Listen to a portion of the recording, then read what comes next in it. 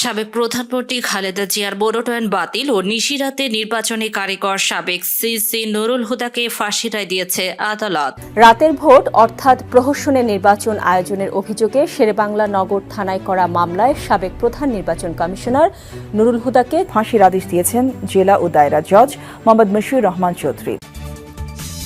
এবং সর্বশেষ জানাবো, ইসলামী আন্দোলনের মহাসমাবেশের প্রথম পর্ব শুরু। এতক্ষণ শুনছিলেন সংবাদ শিরোনাম, এখন থাকছে বিস্তারিত।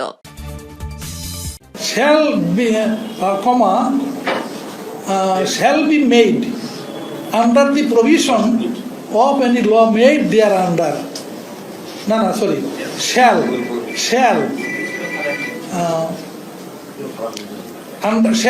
দেশের নির্বাচন ব্যবস্থা যাদের মাধ্যমে ধ্বংস হয়েছে, এদের অন্যতম একজন হচ্ছেন সাবেক প্রধান নির্বাচন commissioner K M Nurul Huda. নিশিরাতের ভোটের মূল হোতা তকমা পাওয়া সাবেক এসিসি জাতীয় স্থানীয় সরকার নির্বাচনকে চরম বিতর্কিত করেন। তিনি বিএনপি চেয়ারপারসন বেগম খালেদা জিয়ার মনোনয়নপত্র বাতিল করে দিয়েছিলেন। তার সময়ে দেশের নির্বাচন ব্যবস্থা আইসিইউতে চলে গিয়েছিল বলে খোদ তার কমিশনের সদস্য মাহবুব তালুকদার মন্তব্য করেছিলেন। তার সময় অনুষ্ঠিত স্থানীয় সরকার নির্বাচনকে রক্তাক্ত নির্বাচন হিসেবেও আখ্যা দিয়েছিলেন তিনি। সিএসি থাকা অবস্থায় নুরুল হুদার বিরুদ্ধে ইভিএম কেনা ও প্রশিক্ষণ সহ নানা বিষয়ে দুর্নীতির অভিযোগ ওঠে। এই সময় অভিযোগে তার বিরুদ্ধে বিচার বিভাগীয় তদন্তেও দাবি ওঠে।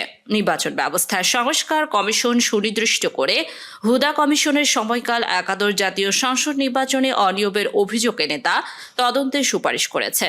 দায়িত্ব নেওয়ার সময় নিরপেক্ষতার দায়িত্ব পালনের ঘোষণা দিলেও কর্মকাণ্ডের মধ্য দিয়ে নিজেকে ফ্যাসিস্ট শেখ হাসিনা সরকারের দলদাসে পরিণত করেন। তিনি জেলা প্রশাসক থাকাকালে কুমিল্লা ডিসি অফিস থেকে তৎকালীন প্রধানমন্ত্রী বেগম খালেদা জিয়ার ছবি নামিয়ে ফেলার ঘটনা ঘটে। বিএনপির সময়কালে আওয়ামী লীগ সংশ্লিষ্ট বহুল আলোচিত সমালোচিত জনতার মঞ্চ আন্দোলনের সঙ্গে যুক্ত থাকার অভিযোগে বাধ্যতামূলক অবসরে পাঠানো হয় নুরুল হুদাকে। দেশের 12তম প্রধান নির্বাচন কমিশনার হিসেবে তাকে বেছে নেয় ফ্যাসিস্ট শেখ হাসিনা সরকার। কথিত বাছাই কমিটির মাধ্যমে হুদাকে 2017 সালে সিএসসি নিয়োগ দেওয়া হয়। নিয়োগ পরপরই তার বিরুদ্ধে জনতার মঞ্চ সংশ্লিষ্টতার অভিযোগ করে বিএনপি। জনতার মঞ্চে যুক্ত থাকার কারণে 2001 সালের পর তাকে যুগ্ম সচিব থাকাকালে বাধ্যতামূলক অবসরে পাঠানো হয়। পরে 2009 সালে আওয়ামী লীগ ক্ষমতায় এলে তিনি ভূতাপেক্ষা পদোন্নতি পেয়ে সচিব হিসেবে অবসর নেন। সিএসসি হওয়ার পর জনতার মঞ্চে জড়িত থাকার অভিযোগ অস্বীকার করলেও এই সময় তার কুমিল্লার ডিসি অফিস থেকে খালেদা জিয়ার ছবি সরানোর বিষয়টি স্বীকার করেন। তবে তিনি দাবি করেন রাতের আধারে ওই ঘটনা ঘটে এবং তখন তিনি দপ্তরে ছিলেন না। সিএসসি নিয়োগ পাওয়ার পর সরকারের প্রতি কৃতজ্ঞতা প্রকাশ করে নুরুল হুদা নিরপেক্ষভাবে দায়িত্ব পালনের প্রতিশ্রুতি দিলেও তা উল্টোটা করে। নির্বাচনে প্রশাসন আইন শৃঙ্খলা রক্ষাকারী বাহিনীর ওপর কর্তৃত্ব প্রতিষ্ঠা করতে ব্যর্থ হয় নুরুল হুদার কমিশন। 2018 সালের 30 ডিসেম্বর অনুষ্ঠিত একাদশ সংসদ নির্বাচনে ভোটের আগের রাতে আওয়ামী লীগের নৌকা প্রতীকে সিল মেরে ব্যালট বাক্স ভর্তির বিস্তৃত অভিযোগ রয়েছে। রাতে সিল মারার ভিডিও চিত্র এই সময় গণমাধ্যমে ছড়িয়ে পড়ে। এ কারণে এই নির্বাচন নিশিরাতের ভোট হিসেবে পরিচিতি পায়। ফলও হয় একতরফা। নুরুল হুদা সিএসি থাকা অবস্থায় প্রভাব খাটিয়ে বাংলা মোটর টাইলসের দোকানদার ভাগ্নে এস এম শাহজাদার জন্য একাদশ সংসদ নির্বাচনে আওয়ামী লীগের টিকিট নিশ্চিত করেন। সংসদ নির্বাচনের মতো নুরুল হুদার আমলে স্থানীয় সরকার নির্বাচনও ছিল বিতর্কিত। উপজেলা পরিষদ নির্বাচনে বিনা প্রতিদ্বন্দ্বিতায় চেয়ারম্যান হন 111 জন। ইউনিয়ন পরিষদ নির্বাচনে বিভিন্ন পদে 2000 জনপ্রতিনিধি ভোট ছাড়াই নির্বাচিত হন। এই নির্বাচনে সহিংসতায় শতাধিক মানুষের মৃত্যু হয়। অতীতে বাংলাদেশে ইউপি নির্বাচনে এত সংখ্যক নিহতের ঘটনা ঘটেনি। এত সংখ্যক বিনা ভোটে নির্বাচিত হওয়ার রেকর্ডও নেই। তবে সহিংসতার জন্য প্রার্থী ও তাদের সমর্থকদের দায়ী করে নুরুল হুদা একাধিকবার বলেছিলেন এখানে ইসির কোনো দায় নেই। অথচ তারাই কমিশনের সদস্য প্রয়াত মাহবুব তালুকদার ইউপি নির্বাচনকে রক্তাক্ত নির্বাচন আখ্যায়িত করে বলেছিলেন প্রকৃতপক্ষে নির্বাচন এখন আইসিইউতে। নুরুল হুদার সময়ে প্রতিদ্বন্দ্বী প্রার্থীদের এজেন্টদের বের করে দেয়া, সরকারি দলের প্রার্থীর পক্ষে বুথ দখল করে ব্যালটে সিল মারা, পুলিশের বাড়াবাড়ি বা পক্ষপাতমূলক ভূমিকা নিয়ে বিরোধী পক্ষগুলোর নানা অভিযোগ ছিল, কিন্তু এসিকে কার্যকর কোনো ব্যবস্থা নিতে দেখা যায়নি। নুরুল হুদার কমিশনের বিরুদ্ধে একাদশ জাতীয় সংসদ নির্বাচন অনুষ্ঠানে গুরুতর অসদাচরণ, আর্থিক অনিয়ম সহ 9টি সুনির্দিষ্ট অভিযোগ এনে তা তদন্তের জন্য সুপ্রিম জুডিশিয়াল কাউন্সিল গঠনের দাবি ওঠে। 2020 সালের 14 ডিসেম্বর রাষ্ট্রপতিকে এই চিঠি দেন 42 জন বিশিষ্ট নাগরিক। একই বছরের 17 জানুয়ারি তারা এ বিষয়ে আরেকটি চিঠি দেন রাষ্ট্রপতিকে। দেশের কোনো চলমান কমিশনের বিরুদ্ধে এই ধরনের দুর্নীতির অভিযোগ ওঠার ঘটনায় এটাই প্রথম ছিল। অবশ্য এই অভিযোগ নিয়ে কোনো পদক্ষেপ নেয়নি তৎকালীন আওয়ামী লীগ সরকার। রাজনৈতিক দলগুলোর মতামতকে উপেক্ষা করে 2018 সালের সংসদ নির্বাচনে ব্যবহারের জন্য 1.5 লাখ ইলেকট্রনিক ভোটিং মেশিন কেনা হয়।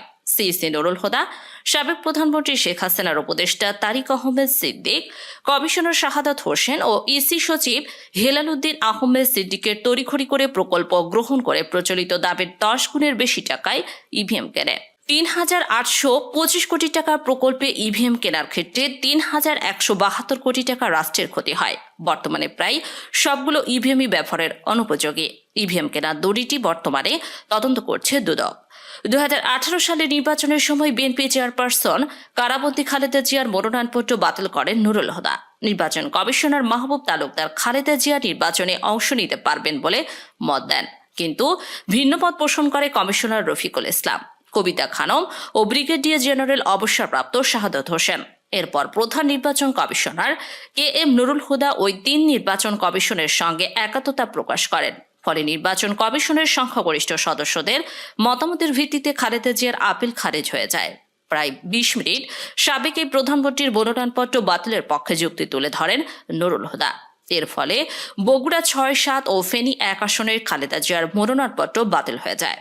1996 সালে সরকারি চাকরিবিধির লঙ্ঘন করে একদল আমলা শেখ হাসিনার সঙ্গে যুক্ত হয়ে সরকার পতনের আন্দোলনে মাঠে নেমেছিল। এই সময় তারা আওয়ামী লীগ জনতার মঞ্চে উপস্থিত হয়ে একাত্মতা প্রকাশ করতেন। সচিবালয়ের প্রভাবশালী এই কর্মকর্তা সারা দেশে জেলা প্রশাসক সহ অন্য কর্মকর্তাদের জনতার মঞ্চের সঙ্গে সম্পৃক্ত করতেন। তাদের অধীনে এলাকায় সরকারের বিরুদ্ধে আন্দোলন করতে উৎসাহিত করতেন। এই সময় কুমিল্লার ডিসির দায়িত্বে থাকা নুরুল হুদাও জনতার মঞ্চের সঙ্গে জড়িত ছিলেন বলে অভিযোগ রয়েছে। এতে জড়িত থাকার কারণে 2001 সালে বিএনপি ক্ষমতা আসার পর যুগ্ম সচিব নুরুল হুদাকে বাধ্যতামূলক অবসরে পাঠানো হয়। তাকে সিইসি নিয়োগ দেওয়ার পরপরই বিএনপি মহাসচিব মির্জা ফখরুল ইসলাম আলমগীর গণমাধ্যমে দেয়া প্রতিক্রিয়ায় নুরুল হুদা জনতার মঞ্চের সঙ্গে যুক্ত ছিলেন বলে দাবি করেন। 2018 সালের নির্বাচনের আগে দেশের প্রখ্যাত আইনজীবী ও প্রবীণ রাজনৈতিক ডক্টর কামাল হোসেনের সঙ্গে দুর্ব্যবহার করেন নুরুল হুদা। নির্বাচনের আগে জাতীয় ঐক্যফ্রন্টের আহ্বায়ক ডক্টর কামাল হোসেনের নেতৃত্বে বিএনপি মহাসচিব মির্জা ফখরুল ইসলাম আলমগীর সিইসির সঙ্গে সাক্ষাৎ করতে যান। এ সময় পুলিশের একপেশে ভূমিকায় সমালোচনা করে পুলিশকে সরকারের লাঠিয়াল বাহিনী বলে আখ্যা দেন ডক্টর কামাল। এতে ক্ষিপ্ত হয়ে ওঠেন সিইসি। ডক্টর কামাল হোসেনকে উদ্দেশ্য করে সিইসি বলেন, আপনি এমন কি হয়েছেন যে পুলিশকে লাঠিয়াল জানোয়ার বলছেন? নিজেকে কি মনে করেন? বিতর্কর এক পর্যায়ে ডক্টর কামাল সিইসির নিরপেক্ষতা নিয়ে প্রশ্ন তুলে বৈঠক থেকে বেরিয়ে যান। পরে ফখরুল ইসলাম আলমগীর বলেন, সিইসির আচরণ ভদ্রজনিত ছিল না, এজন্য আমরা সভা বয়কট করেছি। তিনি বলেন, সরকার ও নির্বাচন কমিশন যৌথভাবে নির্বাচন বানচালের চেষ্টা করছে এবং নির্বাচনকে প্রহসনে পরিণত করছে। ইসি সরকারের পক্ষ হয়ে গেছে। নির্বাচন ব্যবস্থা সংস্কার কমিশন তার প্রতিবেদনে বলেছে, জালিয়াতির মাধ্যমে নির্বাচনকে একেবারে নিজের পক্ষে নিয়ে যাওয়ার সবচেয়ে বড় উদাহরণ রাতের ভোট একতরফা পাওয়া 2018 সালের একাদশ জাতীয় সংসদ নির্বাচন। ভোটের আগের রাতে ব্যালট বাক্স ভর্তির নজির তৈরি হয়েছিল, সেটাও পৃথিবীর ইতিহাসে বিরল। এই নির্বাচন দেশ বিদেশে ব্যাপক সমালোচিত হয়, তবে তৎকালীন নির্বাচন কমিশন এ বিষয়ে কোনো তদন্ত বা নিরীক্ষা করেনি। সিইসি দায়িত্ব পালনকালে নানা বিতর্কিত মন্তব্য করে আলোচিত সমালোচিত হয় নুরুল হুদা। তার অনেক মন্তব্য নিয়ে সামাজিক যোগাযোগ মাধ্যমে ট্রলও করা হয়। 2020 সালের 12 নভেম্বর মার্কিন যুক্তরাষ্ট্রের ভোট গণনা পদ্ধতির সমালোচনা করে বাংলাদেশ থেকে তাদের শেখার আছে বলে মন্তব্য করেন। এই সময় ইভিএম এর পক্ষে সাফাই গাইতে গিয়ে তিনি বলেন, আমেরিকা 4-5 দিনেও ভোট গণনা করতে পারে না, আর আমরা ইভিএম এর মাধ্যমে 4-5 মিনিট থেকে 10 মিনিটের মধ্যে ভোট গণনা করে কেন্দ্রে ঘোষণা দিয়ে দেয়। এই জিনিসটা তো আমেরিকায় নেই। প্রায় 250 বছরের গণতান্ত্রিক ব্যবস্থা তারা এটা এখনো করতে পারেনি। আমাদের কাছে শেখার আছে যুক্তরাষ্ট্রের। 2022 সালের 27 জানুয়ারি আরএফটি টক অনুষ্ঠানের নুরুল হুদা তার নির্বাচন কমিশনের সদস্য মাহবুব তালুকদার, সুশাসনের জন্য নাগরিকের সম্পাদক বদিউল আলম মজুমদার ও সাবেক সিইসি এটিএম শামসুল হুদা ও তার কমিশনের কঠোর সমালোচনা করেন। সমালোচনা করে নুরুল হুদা বলেন, বদিউল আলম মজুমদারের সঙ্গে কাজ করেননি বলে বিভিন্ন অভিযোগ করে যাচ্ছেন। মাহবুব তালুকদারের চিকিৎসার জন্য ইসি বছরে 30 থেকে 40 লাখ টাকা ব্যয় করেছে। এছাড়া তিনি কমিশনে কোনো মিটিং থাকলে তা নিয়ে আগে থেকেই খুঁত ধরতে থাকেন। গণমাধ্যম খাবে এমন কথা বলতে থাকেন। আর শামসুল হুদা এতদিন কিছুই বলেননি, এখন সবক দিলেন। তবে তার কথাগুলো আমি সিসি হিসেবে গ্রহণ করতে পারিনি। তিনি আমিত্ববোধ থেকে সেসব কথা বলতে পারেন। ইসির দায়িত্ব 90 দিনের মধ্যে নির্বাচন করা।